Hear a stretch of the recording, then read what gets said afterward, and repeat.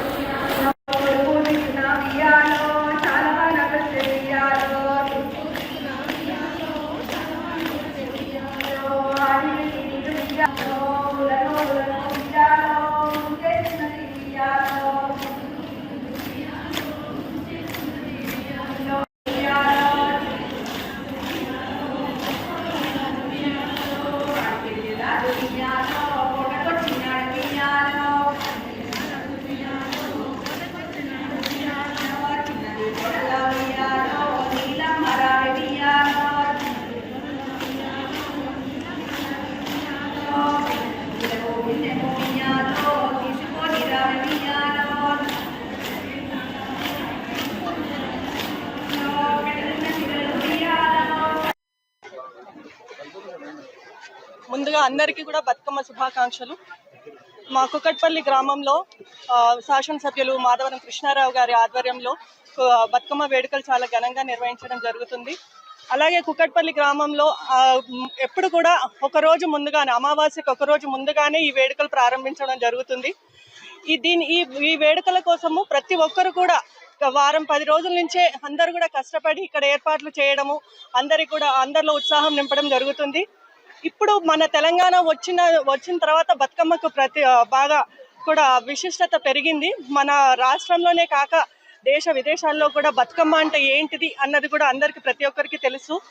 బతుకమ్మ అనేది ఒక తెలంగాణలోనే జరుపుకునే ప్రకృతికి సంబంధించిన పండుగ. పండుగలు అంటే అనేక విధాలుగా జరుపుకుంటారు, కానీ ప్రకృతిని ఆరాధించడం మాత్రం ఒక తెలంగాణలోనే మనం చూస్తాము. అది కూడా ఏ పూజ అయినా ఏ వ్రతం అయినా పువ్వులతో మనం పూజ చేస్తాం.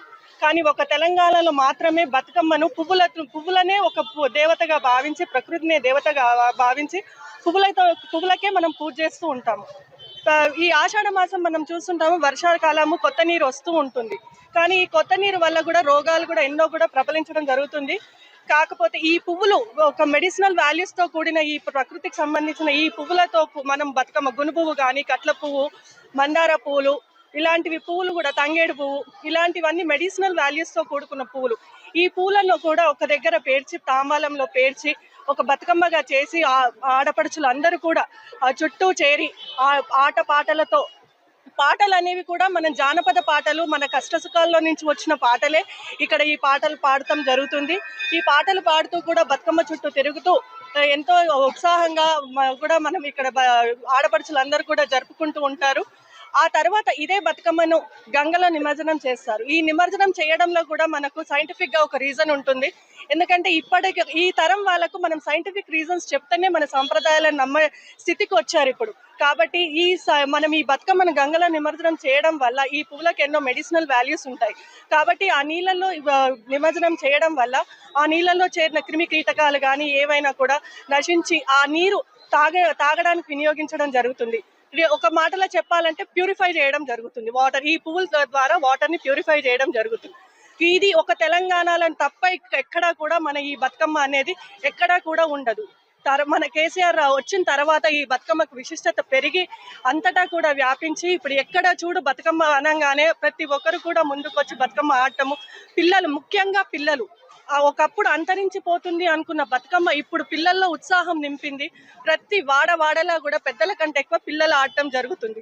ఇలాంటి సాంప్రదాయాలు కూడా మనం ఎప్పుడు కూడా ముందుకు తీసుకెళ్లాలి, ముందు భావితరాలకు అందించాలని కోరుకుంటున్నాను. ధన్యవాదాలు.